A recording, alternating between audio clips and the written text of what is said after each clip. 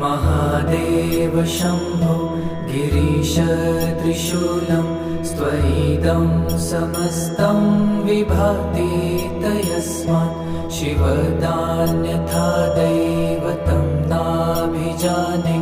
शिवोऽहं शिवोऽहं शिवोऽहं शिवोऽहम्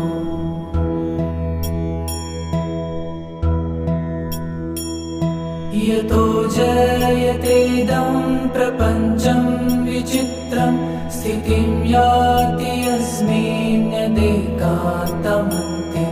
सकर्मादिहीनं स्वयं ज्योतिरात्मा